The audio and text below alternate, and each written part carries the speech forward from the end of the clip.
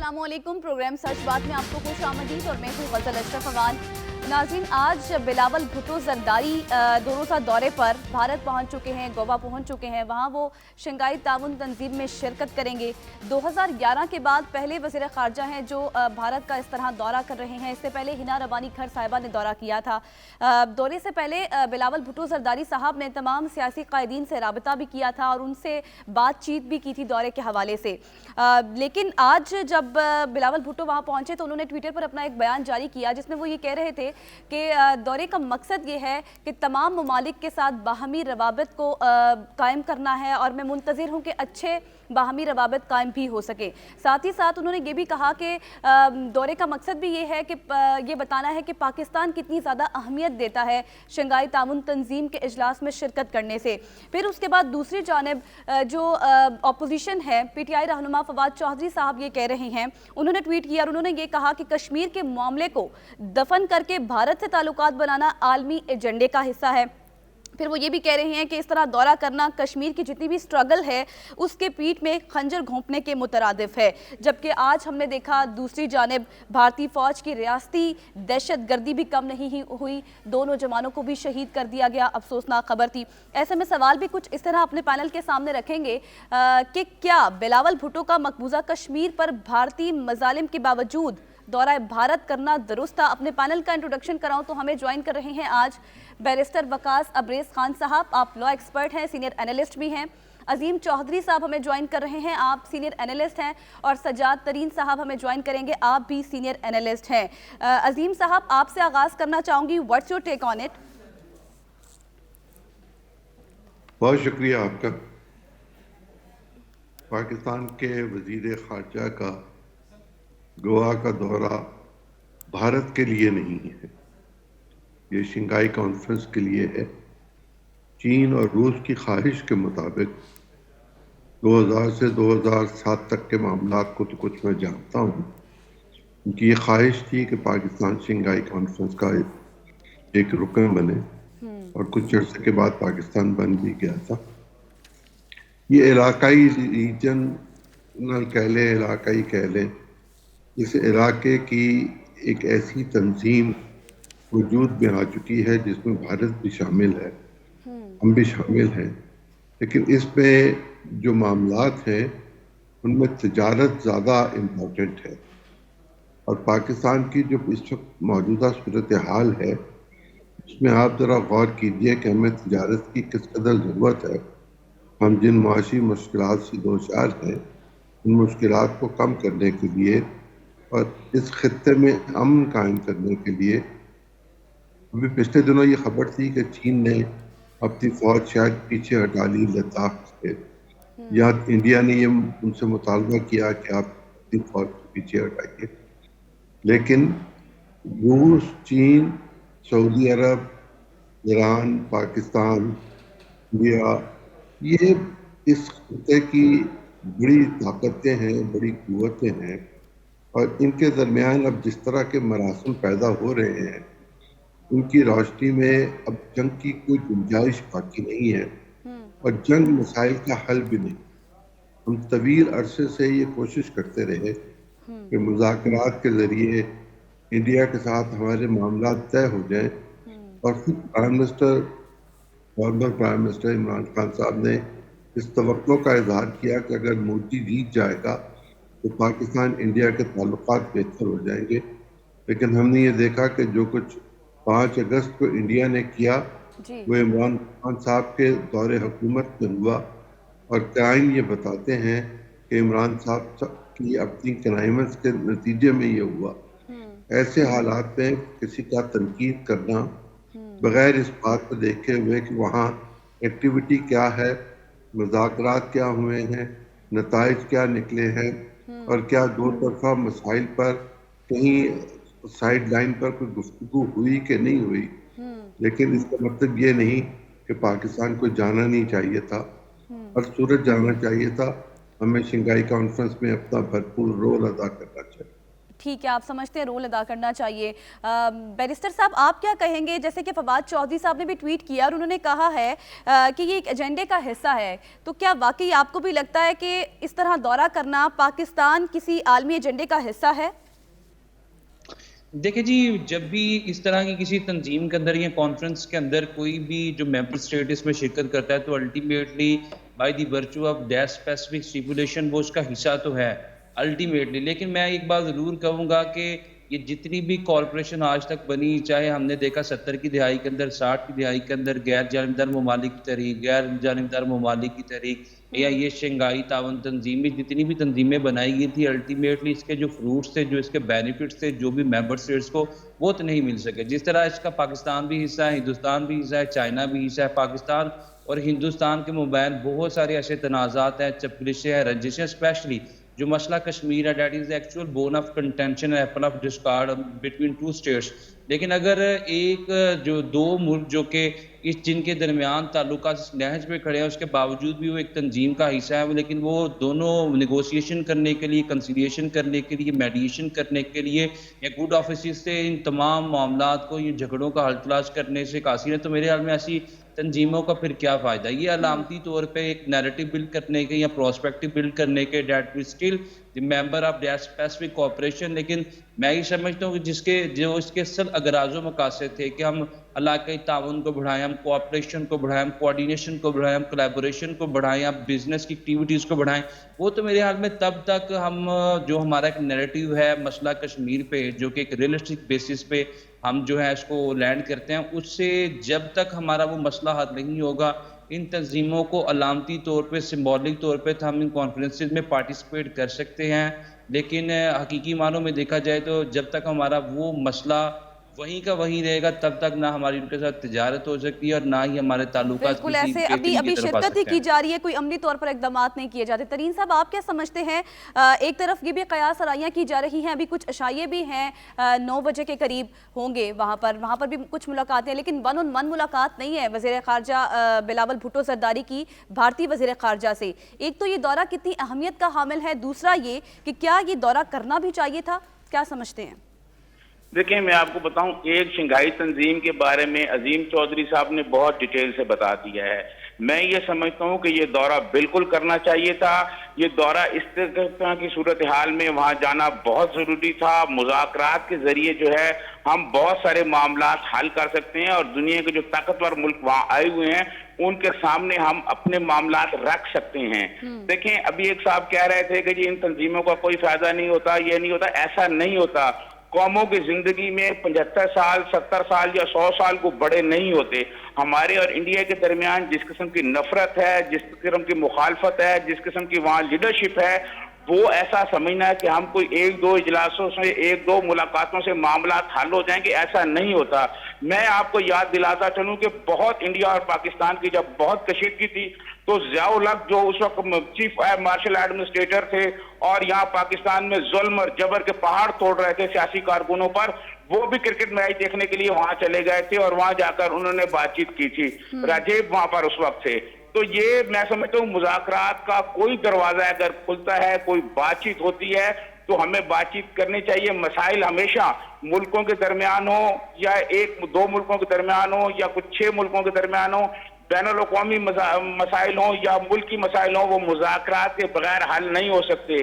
Churchill جیسے leader نے یہ کہا تھا کہ جنگ جیسی سنجیدہ معاملات جرنیلوں پہ نہیں چھوڑا جا سکتا. جنگ کے بعد بھی جو معاملات ہیں وہ ٹیبل پر حل ہوتے ہیں. یہ نہیں ہوتے کہ آپ دیکھ لیں 71 میں ذوالفقار علی بھٹو نے ٹیبل پر جو ہے نا سارے معاملات جو ہیں وہ جیتے اور جو ہے ہزاروں جو ہے 90,000 فوجی جو ہے وہ واپس لے کے آئے. تو مذاکرات کا اگر کوئی دروازہ کھلتا ہے، مذاکرات کی اگر کوئی کھڑکی کھلتی ہے تو میں سمجھتا ہوں ہمیں وہاں جانا چاہیے، بات کرنی چاہیے، دنیا کے سامنے اپنا موقف رکھنا چاہیے اور دنیا کو اپنے پوائنٹ آف ویو سے جب ہم آگاہ کریں گے تو دنیا ہماری ہمدرد بنے گی، پھر جا کے معاملات بنیں گے. میں سمجھتا ہوں کہ مسئلہ کشمیر جو ہے انڈیا اور پاکستان کے درمیان نمبر 1 ہے، اس میں کوئی شک نہیں. مسئلہ کشمیر پر بھی بات چیت ہونی چاہیے، لیکن انڈیا کے ساتھ تجارت بھی ہونی چاہیے، خطے کے دیگر ممالک کے ساتھ بھی تجارت ہونی چاہیے اور ہمارے جو مسائل ہیں وہ بھی ڈسکس ہونے چاہیے مذاکرات کے ذریعے. معاملات جو ہیں وہ مذاکرات کے ذریعے حل ہوتے ہیں, جنگوں سے نہیں حل ہوتے. تو میں یہ سمجھتا ہوں کہ بلاول بھٹو کا بہت اہم دورہ ہے اور یہ دورہ ضرور ہونا چاہیے. یہ دورہ ہونا چاہیے تھا, مذاکرات ہونے چاہیے اور ساتھ ہی ساتھ تجارت بھی ہونی چاہیے. کچھ ہم نے سوال بھی کچھ اسی طرح کریٹ کیا تھا پولنگ کے لیے. عوامی رائے جو ہمارے سامنے آئی ہے سوال یہ تھا کہ کیا بلاول بھٹو کو مقبوضہ کشمیر پر بھارتی مظالم کے باوجود دورہ بھارت کرنا چاہیے تھا, جس میں ہاں میں جواب 42% آیا ہے اور نہیں میں 58% آیا ہے. بریک لیتے ہیں, بریک کے بعد پھر حاضر.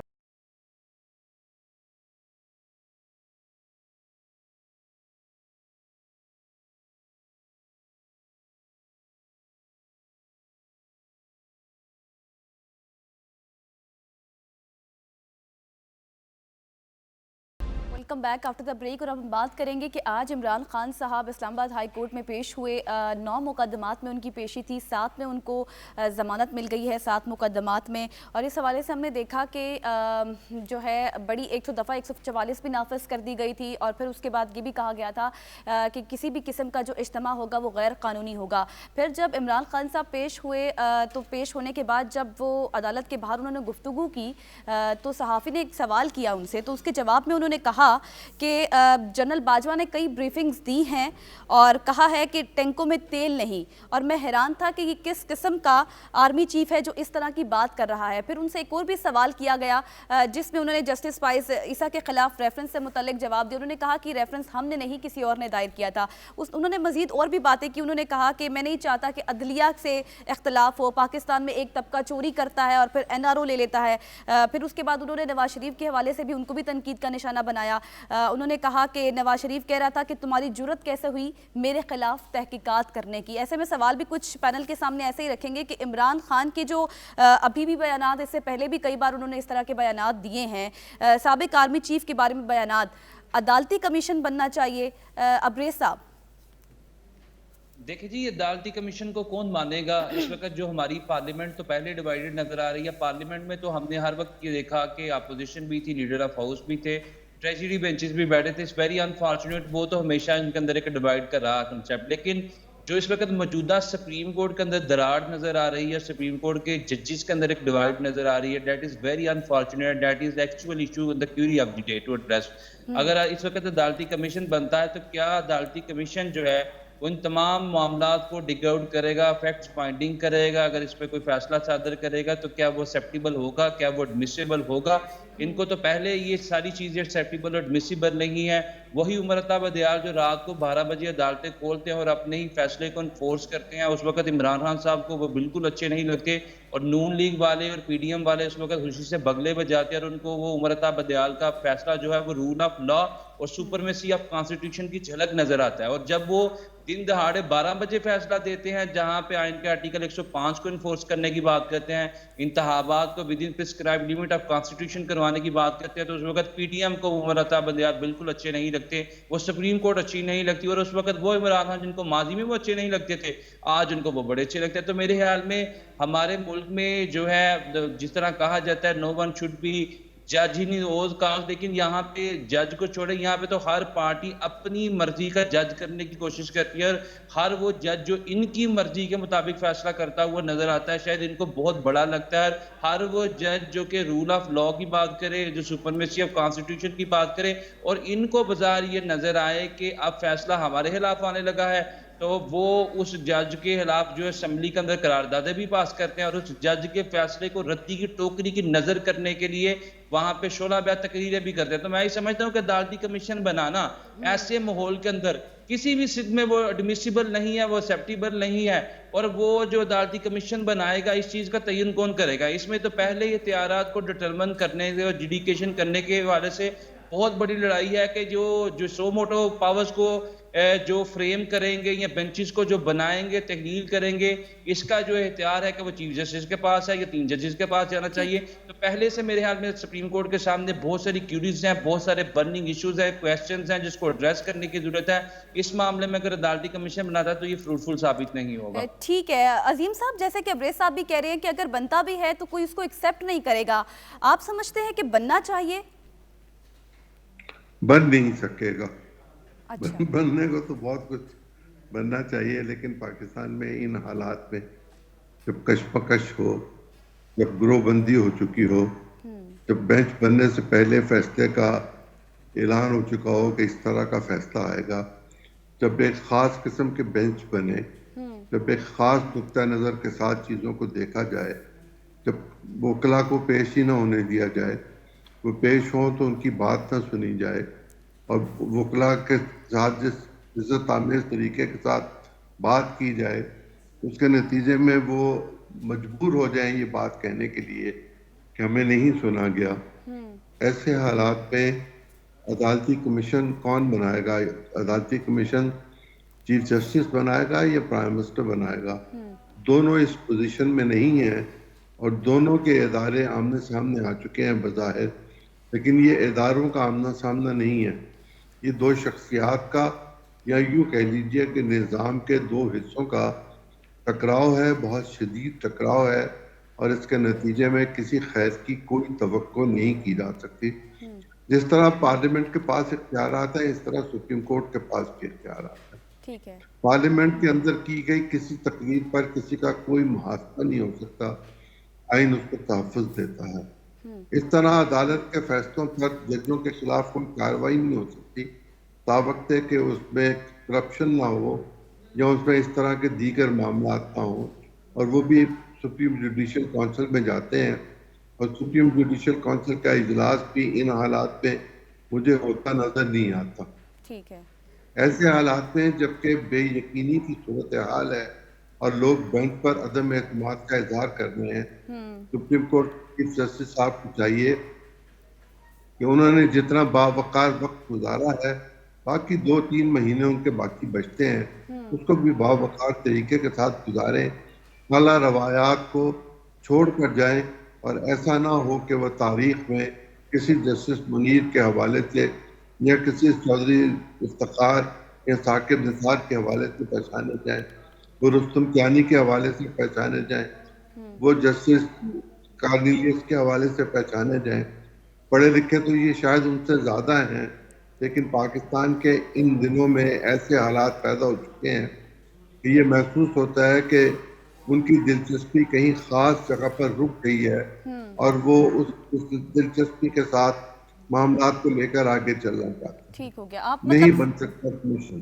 ٹھیک ہے، آپ سمجھتے ہیں کہ اتنی بے یقینی کی صورتحال ہے، اتنا بگاڑ ہے، اتنا تناؤ ہے، کچھ سمجھ نہیں آ رہا، اور دوسرا یہ کہ اگر پہلے تو بن ہی نہیں سکتا، اور دوسری بات یہ کیونکہ ایسی پوزیشن نہیں ہے۔ ترین صاحب، آپ کیا سمجھتے ہیں؟ اور دوسرا یہ بھی مجھے آپ بتائیے گا کہ جو عمران خان کے اوپر اتنے سارے کیسز تھے، آج بھی 9 مقدمات میں ان کی پیشی تھی، جن میں سے ان کو 7 میں ضمانت ملی ہے، تو جتنے بھی مقدمات تھے ان کی کیا سیاسی نوعیت کے تھے بھی؟ اور دوسرا یہ کہ جو میرا سوال ہے بنیادی، کہ کیا عمران خان کی یہ جو بیانات ہے اس طرح سابق آرمی چیف کے اوپر، یہ اس کے اوپر عدالتی کمیشن بننا چاہیے؟ دیکھو غزل، یہ جو آپ نے سوال بنایا ہے نا، میں سمجھتا ہوں کہ سوال درست نہیں ہے بنایا گیا۔ اس پہ تھوڑی سی اگر محنت ہوتی تو یہ سوال بہت اچھے طریقے سے بن سکتا تھا، اور اس پہ عظیم چودھری صاحب اور میں بہت اچھی بھی گفتگو کر سکتے تھے۔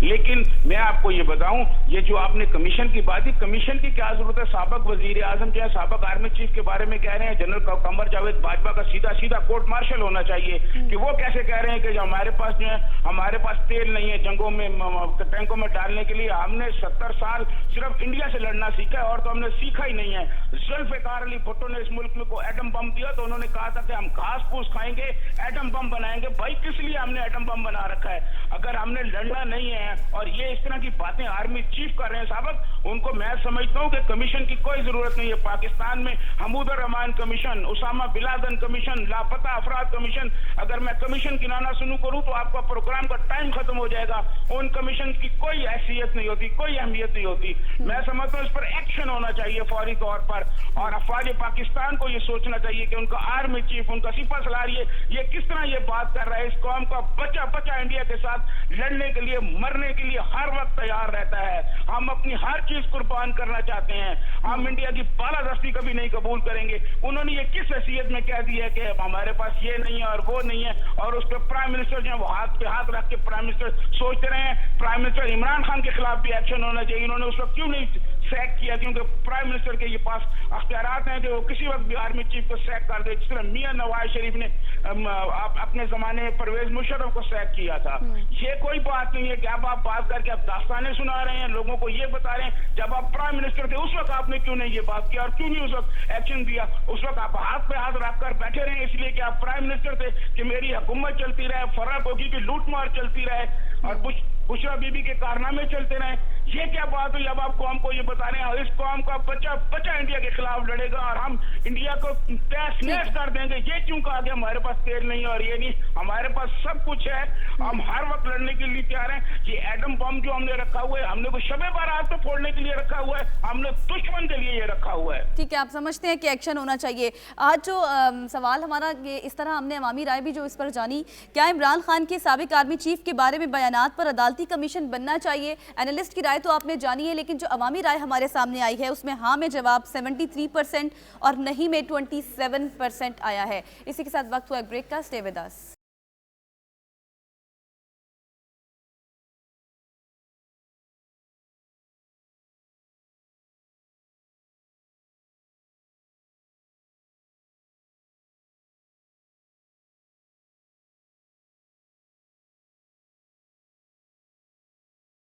Welcome back after the break. और अब हम बात करेंगे वज़ीर आज़म मियां मोहम्मद शहबाज शरीफ जो है वो एक हफ्ते के गैर मुल्की दौरे पर बरतानिया चले गए हैं और वज़ीर आज़म हाउस के एलामिये के मुताबिक बरतानिया में वो 7 दिन तक क़याम करेंगे और वज़ीर आज़म शहबाज शरीफ जो है वो बरतानवी हुकूमत की दावत पर जो है बरतानवी बादशाह की ताजपोशी और शाही तकरीब में शिरकत के लिए वहाँ गए हैं और साथ ही साथ जो है वो एक तकरीब में भी शिरकत करेंगे। लेकिन इसके साथ उनकी कुछ मुलाकातें भी शेड्यूल हैं और साथ ही साथ वो अपने भाई मियां मोहम्मद नवाज शरीफ से भी लंदन में मुलाकात करेंगे। अब ऐसे में बहुत से सवालात जन्म ले रहे हैं, लेकिन बुनियादी सवाल जो है वो अपने पैनलिस्ट के सामने भी इसी तरह रखेंगे जिसकी पहले इमरान खान साहब खुद भी बातें करते रहे हैं लंदन प्लान के हवाले से।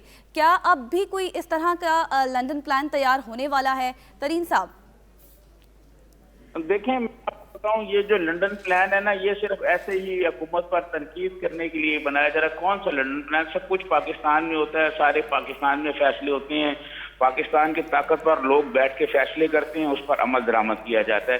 ये लंदन प्लान और अमेरिका प्लान और ये फलाना प्लान, अजीम चौधरी साहब हमारे साथ हैं, मुझसे बहुत सीनियर हैं। ये मैं तो 85 से जर्नलिज्म में आया हूँ और ये इसी तरह के प्लान सुनता रहा हूँ कि फलां प्लान के कुछ नहीं होता। एक टूर्स है, दुनिया भर के लोग वहाँ, दुनिया भर के बड़े लीडर्स आएंगे। अब तो दुनिया में उस तरह के लीडर ही नहीं है जो हमारे जवानी में 20-30 साल पहले बड़े बड़े दुनिया में बहुत कदावर शख्सियात थे। अगर उनका मैं नाम गिनाना शुरू करूं तो पता चल जाएगा। अब तो दुनिया भर में बहुत छोटे कद के लीडर्स हैं। वतन अजीज में भी यही सूरत हाल है। वो वहाँ एक जगह पे जमा होंगे, कोई बातचीत हो जाएगी। ये कहना कि जी कोई लंदन प्लान है और उस प्लान पे कोई अमल दरामद होगा, इमरान खान साहब के लिए करने के लिए कुछ नहीं है। इमरान खान साहब और उनकी सियासत जो है वो ऐसा वो जो मकबूलियत होती है ना, मकबूलियत को बचा के रखना मैं समझता हूँ बहुत बड़ा कारनामा होता है। मकबूलियत जो है वो एक हद तक आप बचा के रख सकते हैं, फिर ऐसा वक्त के साथ साथ आपकी मकबूलियत में कमी आना शुरू हो जाती है। अब इमरान खान जो है अवाम में अपनी सियासत को, अपने आप को सियासी तौर पर जिंदा रखने के लिए इस तरह के प्लान कर रहे हैं, इस तरह की बातें कर रहे हैं। मैं ये समझता हूँ कोई लंदन प्लान नहीं है, कोई कुछ नहीं है। पाकिस्तान में चीजें तय होती हैं, पाकिस्तान में चीजें तय होकर उन पर जो है एक अमल दरामद कर दिया जाता है। तो अब इमरान खान साहब के पास उनके कहने के लिए कुछ नहीं है, फवाद चौधरी के पास कहने के लिए कुछ नहीं है। और आपको याद होगा खान साहब ट्रंप को मिल के आए थे तो एयरपोर्ट करते थे कि ऐसे लगता है मैं वर्ल्ड कप जीता हूँ। विद इन अ वीक जो है वो मोदी ने कश्मीर पर जो स्पेशल हैसियत थी उसकी खत्म कर दी थी। तो इनके अपने कारनामे और इनकी अपनी नाकामियां, इनके दामन में सिवाय नाकामियों के और कुछ नहीं है। और इनके पास ना कुछ करने के लिए है, ना अवाम को बताने के लिए है कि ये 4.25 साल हुकूमत पर रहे, इन्होंने क्या किया है, पहुंचा दी है। ठीक है, आप समझते हैं कि पीटीआई के पास अब कुछ नहीं है और इस तरह की कोई प्लान तैयार नहीं हो सकते। अजीम साहब आप क्या समझते हैं? और दूसरा ये कि जो मुज़ाकरात हुए थे, आपने देखा 3 नशिस्तें हुई थी, कोई खातिर ख्वाह उसके नताइज भी नहीं निकले। इस मुतल्लिक भी क्या नवाज शरीफ से बातचीत हो सकती है? और जो पीटीआई ने तजवीज़ दी है जुलाई में इंतखाबात के हवाले से, क्या नवाज शरीफ साहब राजी हो पाएंगे? मैंने 70 की दहाई में पहली दफा लंदन प्लान के बारे में सुना था। اب میں 68 برس کا ہو گیا ہوں اور اب تک یہی کچھ سن رہا ہوں.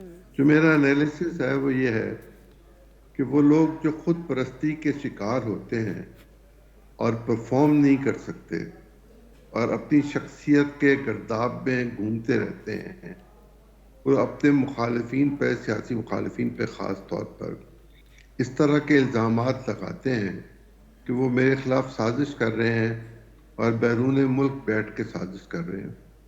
پاکستان میں اس وقت 13 جماعتیں برسر اقتدار ہیں اور ایک جماعت کا لیڈر انڈیا گیا ہوا ہے اور دوسری جماعت کا لیڈر برطانیہ گیا ہوا ہے. کس نے کہاں سازش کرنی ہے؟ کیا انڈیا میں کرنی ہے یا لندن میں کرنی ہے؟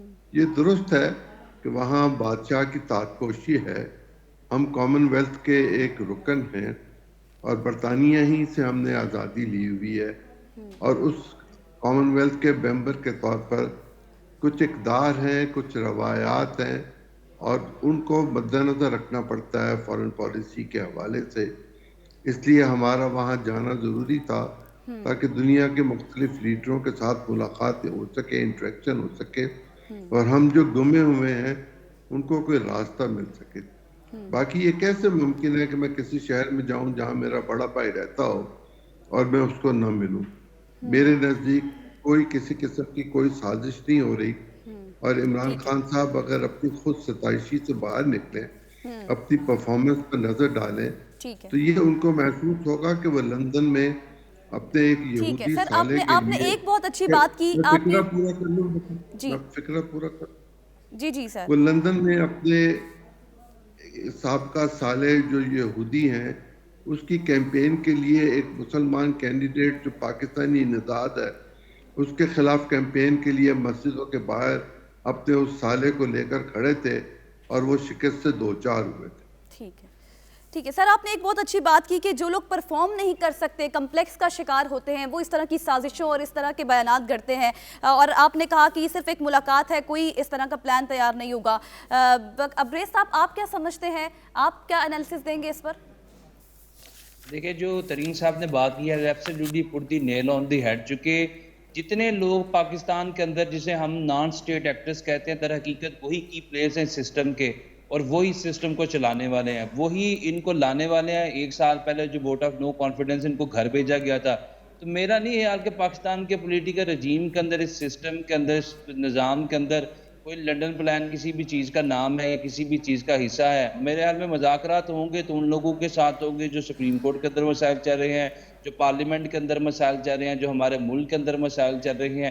شاید ان تمام چیزوں کو منیمائز کرنے کے لیے جو سیاستدانوں کا کردار اتنا زیادہ افیکٹو نہیں ہے جتنا کہ نان سٹیٹ ایکٹر کا جو ہم ایک ٹرم استعمال کرتے ہیں، جو در حقیقت اس ریاست کو، نظام کو چلاتے ہیں. اور ہم نے دیکھا کہ ووٹ آف نو کانفیڈنس کے وقت بھی وہی لوگ تھے جب عمران خان صاحب کو لانے کا، جب انہوں نے کہا کہ وہ سلیکٹڈ ہیں، ان کو لایا گیا ہے. 2013 کے اندر بھی دیکھا جب وہ سارے لوگ کسی بھی پارٹی کو سپورٹ کرتے ہیں اور وہ حکومت میں آتے ہیں تو ان کو وہ بہت اچھے لگتے ہیں، جب ان کو نکالا جاتا ہے تو ان کو وہ اچھے نہیں لگتے. تو میرے خیال میں لنڈن پلان کسی بھی چیز کا نام نہیں ہے، یہ گراؤنڈ ریالٹیز ہیں. ٹھیک ہے، یہ گراؤنڈ ریالٹیز ہیں اور یہ کسی قسم کا کوئی پلان نہیں ہے. بہت شکریہ تمام مہمانوں کا. سوال بھی کچھ اس طرح کریٹ کیا تھا. عوامی رائے جو ہمارے سامنے آئی ہے، شہباز شریف کی لندن یاترا، کیا نیا لندن پلان مرتب ہو سکتا ہے؟ جس کا ہاں میں جواب 50% اور نہیں میں بھی 50% ہی آیا ہے. اسی کے ساتھ پروگرام کا وقت ختم ہوا. کل پھر حاضر ہوں گے نئی ٹاپ سٹوریز کے ساتھ. اللہ حافظ.